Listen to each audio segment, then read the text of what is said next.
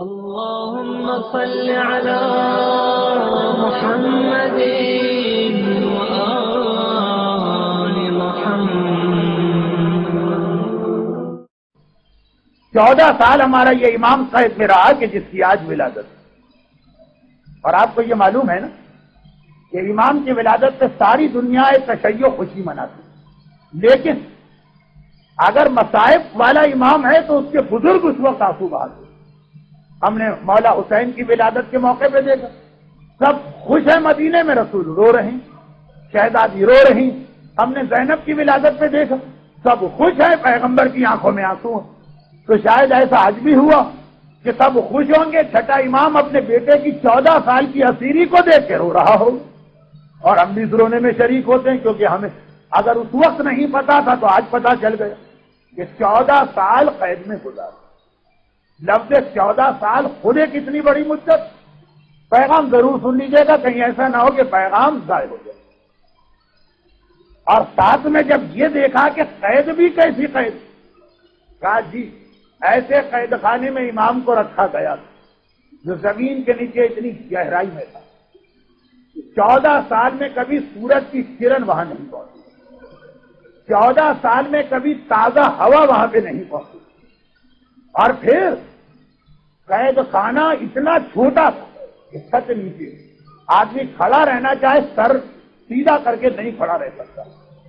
کسی کو کوڑے مارو، کسی سے کہا جائے آدھے گھنٹے سر جھکا کے کھڑے ہو جاؤ، آپ کہیں گے کوڑے سخت سزا، لیکن جس پر گزر رہی ہے اس سے پوچھیے کوڑے پھر بھی ہلکی سزا ہے، 10 منٹ میں معاملہ نمٹ گیا، آدھے گھنٹے سر جھکانا کتنی اذیت۔ اور دیواریں اتنی قریب ہے کہ کوئی لیٹنا چاہے تو پیر نہیں پھیلا سکتا۔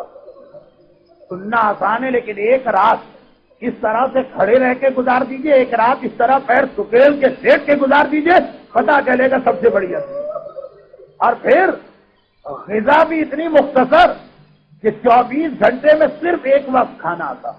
وہ کیا ہے؟ جو کی دو چھوٹی چھوٹی روٹیاں جس میں جو کم ہے کنکر و پتھر زیادہ۔ اچھا اب نتیجہ کیا نکلے؟ امام اتنے کمزور ہو گئے کہ جب وہ شیعہ آیا اور اس نے سپاہیوں سے کہا میں امام کی زیارت کرنا چاہتا ہوں، سپاہیوں نے کہا یہ اختیار ہمیں نہیں، قفل کی چابی صرف ہارون کے پاس ہے کہ سندھی کے پاس جو نگران تھے؟ تو کہا کہ کسی طرح باہر سے ہی زیارت کرا۔ کہا ہم نے ایک روشن دان بنایا تاکہ قیدی کی نگرانی کرتے رہے۔ ایک بار اس روشن دان سے دیکھی، دیکھیے اتنا بڑا ہال نہیں ہے جس میں وہ ڈھونڈ رہا، دیواریں اتنی کم، چھت اتنی نیچے۔ اس نے غور سے دیکھا، کمرہ خالی نظر آیا۔ غصے کے عالم میں کہا کہ تم مذاق کرتے ہو، کہاں ہے اس کے اندر کوئی آدمی؟ کہا تمہارا امام اسی میں ہے۔ کہا یہ تو خالی پڑا، ایک چراغ جل رہا، یہ کپڑا زمین پہ بچھا ہوا۔ کہا یہ کپڑا نہیں، جسے تم تلاش کر رہے ہو نا یہ وہی۔ ایک انسان کتنا کمزور ہو جائے، بدن انسان کا کتنا کمزور ہو جائے کہ چھوٹے سے کمرے میں بھی دیکھا جائے تو ایسا لگے جیسے کپڑا ہے، انسان نہیں۔ مگر ہارون نے 14 سال بعد امام کو کیوں زہر دیا؟ ایک تو یہ ہوتا ہے نا کہ جیسے حکومت سے سزا دیتی ہے 14 سال پھر چھوڑ دی، مدت پوری ہو رہی تھی، مدت تو تھی نہیں۔ ہارون عاجز آ گیا ایک مسئلے کی وجہ۔ مسئلہ کیا؟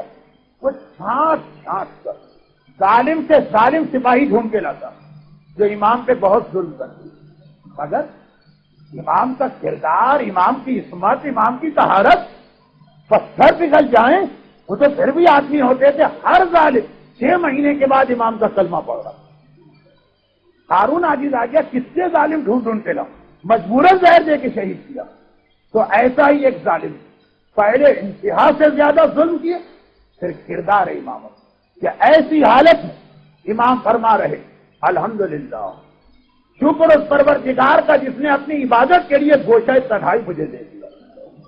ایئر کنڈیشن کمروں اور کارپیٹڈ فلیٹ میں رہنے والے بھی ہر وقت اللہ سے لڑائی، شکوہ، شکایت، حالات سے ناراضگی ہر وقت، اور وہاں اس قید خانے میں رہ کر یہ نہیں کہا میں صبر کر رہا ہوں، کہا میں شکر کر رہا ہوں، تنہائی میں عبادت کی جگہ مل گئی۔ کیسا ہی ظالم ہو ایک بار قلب و دماغ پلٹ کے رہ گئے۔ اب وہ کیا کرے؟ اتنا تو اس کا اختیار نہیں۔ ایک اختیار ہر حاکم سپاہیوں کو دیتا، عام سپاہیوں کو نہیں۔ یہ دیکھو اگر تمہیں اطلاع ملے کہ امام کو قید سے رہا کرانے کے لیے کچھ لوگ آ رہے ہیں، فوری طور پہ امام کو یہاں سے کہیں منتقل کر دیں. حاکم سے رابطے کی ضرورت نہیں ہے، یہ ایمرجنسی ہوتی. اس نے امام کو وہاں سے نکال کے بغداد کے ایک اچھے سے مکان میں پہنچا دیا. اب مکان بند ہے، مگر ایک کمرہ، خوب ہوادار کمرہ، صحن، اس میں سورج کی روشنی آ رہی، بہترین بستر. اگلی صبح کو آئے، سلام کر کے کہنے لگا مولا اب تو آپ بڑے خوش و مطمئن ہوں گے، کاش میرے اختیار میں ہوتا تو میں اس سے بھی زیادہ آپ کو راحت دلواتا. امام نے کیوں کہ اسے دیکھا، یہ کیا کہا تو مجھے راحت دلواتا؟ تو کیا تو نے کوئی راحت دلوائی ہے؟ کہا مولا اس قید خانے سے یہاں لے کے آئے. کہا اچھا ہماری محبت میں یہ کیا. اب الفاظ میرے ہیں، مفہوم امام کا. ہم تو سمجھے تھے کہ وہ مظالم سے دل نہیں بھرا تو اس سے بڑا ظلم یہ کر دیا. مولا بڑا ظلم؟ بہترین مکان، وسیع اور صحن، آرام دہ کمرہ، سورج، تازہ ہوا، بستر، ہر سہولت، آپ بڑا ظلم کہہ رہے ہاں یہاں آ کر مجھے اذیت ہو رہی ہے، وہاں تو میں راحت و آرام سے تھا. گھبرا گیا تھا مولا، وہاں نہ ہوا پہنچے، نہ سورج کی روشنی پہنچے، نہ غذا ڈھنگ کی، نہ کھڑے ہونے کی جگہ، نہ لیٹنے کی جگہ. کا سب کچھ تھا مگر ایک سہولت وہاں ایسی، اور یہاں ہر آرام ہے مگر ایک تکلیف یہاں ایسی کہ اس کی وجہ سے میں اس مکان پر قید خانے کو ترجیح دیتا ہوں. وہ کیا ہے؟ بغداد اس زمانے میں دنیا کا سب سے بڑا شہر ہے. کیا شان ہوگی آج پیرس اور ٹوکیو کی جو بغداد کی پورا ملا. اور مومن نہیں، مسلمان کی ایک عادت، جب پیسہ آتا ہے اس کو ہری ہری سوچتی ہے، پہلے اللہ کو بلاتا ہے، گانا لے کے آتا. بغداد میں گانے بجانے کا بہت رواج ہے. امام نے کہا یہاں چاروں طرف یہ جو گانے کی آوازیں میرے کان میں آ رہی، اس قید خانے میں سب کچھ تھا، یہ آواز تو نہیں پہنچتی تھی. اس سے بچنے کے لیے مجھے وہ سب قبول ہے. یہ بھائی یہ جو چیزوں کی حقیقت کو جانا. کہا مولا یہ آواز رکوانا تو میرے اختیار میں نہیں. تو کہا کہ پھر مجھے دوبارہ وہاں منتقل کر. ابھی اس میں باتیں بہت نکل سکتی ہے، کل کی منزل مصائب سے پہلے ایک جملہ. اے صاحب ایمان، تجھے بھی اپنے امام کو اپنے گھر میں بلانا. چنانچہ کبھی حدیث قصہ پڑھتا ہے کہ مولا آ جائیں، کبھی اس سے بیٹھتے یا علی مدد کہتا ہے کہ مولا آ جائیں، کبھی اپنے گھر میں عزاداری منعقد کرتا ہے کہ مولا آ جائیں، کبھی اپنے گھر میں ماحول ایسا بناتا ہے، علم رکھ دیے، تازیہ رکھ دیا، کربلا کی تصویر لگا دی، مولا آ جائے. مگر یہ سارے کام وہ کر رہا ہے کہ مولا آ جائے. اور ایک کام ایسا کر رہا ہے کہ آنے کے بعد دروازے سے چلے گا. پیغمبر کی اس بیوی کے حالات کو یاد رکھیے، رسول آ گئے دروازے تک، جملہ سنا اور چلے گئے. اور وہ یہ کہ تو نے اپنے گھر دوسری جانب ایسا بنا دیا کہ اگر یہ جملہ امام مامون کے بارے میں، ہارون کے بارے میں کہے اور یہی جملہ ہمارے بارے میں بھی پھر اترے تو اس سے بڑی ہمارے لیے قیامت ہو جائے. مولا نے کیا کہا؟ یہ گانے کی آواز سے بچنے کے لیے مجھے ہارون کا قید خانہ پسند ہے. مولا ہمارا گھر دی اور کہے کہ اس گھر کے اندر جو گانے کی آواز، اس سے تو ہارون کا قید خانہ بہتر ہے. اے صاحب ایمان، وہ ایمان کہاں گیا کہ امام مومن کے گھر پہ ظالم کے قید خانے کو ترجیح دینے لگے. یقیناً جان بوجھ کے ہمارے ہاں یہ غلطی نہیں ہوتی. کوئی سمجھ کے لوگ یہ غلطی نہیں کرتے. انہیں یہ نہیں معلوم ہے کہ امام اس سے ناراض ہیں یا تکلیف ہوتی ہے. ناراض میں نہیں کہتا، تکلیف ہوتی ہے، نہیں معلوم. ورنہ کیسے ممکن ہے کہ اس مومن بچے کو پتا چلے، اس مومن بچی کو پتا چلے، اس نوجوان کو پتا چلے، اس خاتون کو پتا چلے کہ میرے گھر میں امام اذیت محسوس کر رہا ہے اور وہ ایسی چیز اپنے گھر میں رہنے دے. لائی لیکن کیسا شیطان نے ہمیں اس عورت کی طرح سے چکر میں ڈالا کہ تڑپ رہے ہیں مولا آ جائیں. جب ہمارے گھر میں امام نہیں آ رہے، اس دنیا میں ہماری الاجل کی دعا سے کیا اثر قبول کرے؟ اپنے گھر کو بناؤ ایسا، پھر الاجل کہو میں آ رہا ہوں. اس کے لیے تیار نہیں، باقی وضاحت ہوتا ہے. البتہ اے میرے مظلوم امام، آپ بڑی مظلومیت اور مصیبتوں کے 14 سال گزارے، لیکن اے میرے امام، پروردگار اتنا بڑا امتحان لینے کے بعد قید، تہہ خانہ، نہ غذا، نہ آرام، اتنا بڑا امتحان لینے کے بعد ایک آخری امتحان ایسا جس سے آپ کو مستثنا ہو۔ ہمیں پتا کہ اگر خدا وہ امتحان لیتا وہ امتحان بھی دے دے، لیکن پروردگار نے کہا یہ امتحان تو اس کائنات میں مجھے فقط حسین کا دے۔ اور آئے ہمارے ساتویں امام، جب آپ دنیا سے گئے تو سب آپ کے وارث آٹھویں امام کو پورا دینے کو، آٹھویں امام سے بھی یہی جملہ کہ آپ نے اپنے بابا پہ سارے مسائل کیے، مگر ایک امتحان خدا نے آپ کا نہ دیا، مگر یہ آپ کے دادا سید الصالحین کا دیا۔ ہارون نے حکم جاری کر دیا کہ 25 رجب کو امام کو زہر دے کے شہید کر کے پھر امام کے لاشے کو بغداد کے پل پہ رکھے اور رات کے اندھیرے میں رکھنا۔ بغداد کا پل وہ ہے کہ ساری رات سواریاں آتی جاتی ہیں، مگر پہلے زمانے میں نہ لائٹ ہے نہ چراغ پل پر، تو اندھیرے میں یہ لاشا سواریوں کے نیچے کچل ایسا ہو جائے گا کہ شاید کوئی پہچانے بھی نہیں، لاوارث قرار دے کے دفن کر دیا۔ پروردگار نے کہا یہ ساتواں امام بھوک اور پیاس کا امتحان لیا، قید کا امتحان لیا، غربت کا امتحان لیا، گھر والے مدینے میں امام بغداد، مگر لاشے کی پامالی کا امتحان نہیں لوں گا۔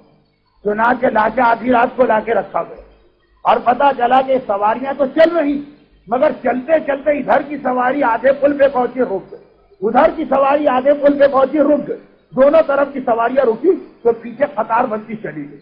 اندھیرا، جو لوگ شہر کے اندر آ رہے لمبا سفر طے کر کے آ رہے بہت تھکے ہوئے جھنجھلائے ہوئے، دل چاہتا ہے پر لگے ان کے گھر پہنچے، اور عین موقع پر شہر کی دیوار کے قریب گھوڑا رک گیا، جھنجھلا کے کوڑوں پہ کوڑے برتا رہے، جانور یہ سارے کوڑے کھا رہے مگر ایک قدم آگے نہیں بڑھا رہا، بتا رہا ہے کہ اسے کہتے محبت، بتا رہا اسے کہتے وفا، کوڑے پہ کوڑے کھا رہا، قدم نہیں بڑھا رہا۔ اب تو مالکوں کی کان کھڑے ہوئے، کہا یقیناً کوئی عجیب بات، چنانچہ دونوں طرف سے لوگ اترنے لگے سواریوں سے، آگے بڑھے، عین پل کے درمیان پہنچے تو دیکھا کہ ایک سید کا لاشا پڑا، ایک مظلوم کا لاشا پڑا، ایک قیدی کا لاشا پڑا، جس کے احترام میں گھوڑے بھی قدم آگے نہیں بڑھا رہے۔ چنانچہ اب جو لوگ گریا ماتم کرتے ہوئے اس لاشے پہ گرے اور اسے اٹھا کے بغداد لے چلے۔ ہارون سوچ رہا تھا لاشا پہچانا نہ جائے گا، لاوارث قرار دے کے دفن کروں گا۔ اتنا احترام اس لاشے کا ہوا کہ سارا بغداد روتا ہوا گھروں سے نکل آیا، اے سید بے گناہ، اے مظلوم وارث رسول، ہم تیرے جنازے کو کندھا دے رہے۔ ساتویں امام، ہر امتحان آپ کا لیا گیا مگر لاشے کو بچا لیا گیا۔ اب ایک مرتبہ چلے میدان کربلا میں، سارا گھرانہ مارا جا چکا ہے، زینب خیمے میں اپنے بچوں کو اور سیدانیوں کو تیار کر رہی، ایک مرتبہ کان میں گھوڑے دوڑنے کی آواز آئی، اماں فضا میرا بھیا تو مارا گیا، اب یہ گھوڑے کیوں دوڑ رہے، ذرا دیکھ کے آنا۔ فضا باہر گئی، عجیب منظر دیکھا، پسرے ساتھ کہہ رہا ہے اے عرب کے رہنے والوں، تمہیں پتا ہے جب ہم کسی سے پورا انتقام لیتے تو اس کا لاشا بھی پامال کرتے، گھوڑے تیار کرو، اس لاشے کو پامال کرنا ہے۔ گھوڑے تیار ہونے لگے، اور کی فوج بگڑ کے آگے بڑھی۔ اے پسرے ساتھ، ہمارے آقا نے غلطی کی اس لیے اب تک ہم خاموش تھے، لاشے کی توہین اپنے آگے برداشت نہیں کر سکتے۔ سارے ساتھ نے کہا حر سے میرا کیا جھگڑا ہے، لے جاؤ حر کا لاشا۔ حبیب کا قبیلہ آگے بڑھا، اے سارے ساتھ ہمارے ساتھی کی غلطی صحیح، لاشے کی توہین برداشت نہیں کر سکتے، کہا لے جاؤ لاشا۔ ایک ایک وارث کا، ایک ایک شہید کا کوئی نہ کوئی وارث آ جاتا، سارے لاشیں اٹھا لیے گئے مگر آخر میں ایک لاشا جلتی ریتی پہ پڑا ہے۔ ارے کوئی نہیں ہے جو آگے آ کر کہے یہ محمد کے نواسے کا لاشا ہے، یہ علی کے بیٹے کا لاشا ہے، یہ فاطمہ کے لقب جگر کا لاشا ہے۔ فضا نے منظر دیکھا، آواز دی شہزادی ذرا باہر آ کے دیکھیے کیا قیامت ٹوٹ رہی ہے۔ زینب باہر آئی، ماں جائے کا لاشا، گھوڑے دوڑائے جا رہے، ایک مرتبہ پلٹ کے مدینے کا رخ کیا، السلام علیکہ یا جدہ، ارے نانا رسول خدا جس حسین کو سینے پہ سلاتے تھے آگے دیکھ وہی حسین اور اس کے سینے پہ گھوڑے دوڑائے جا رہے۔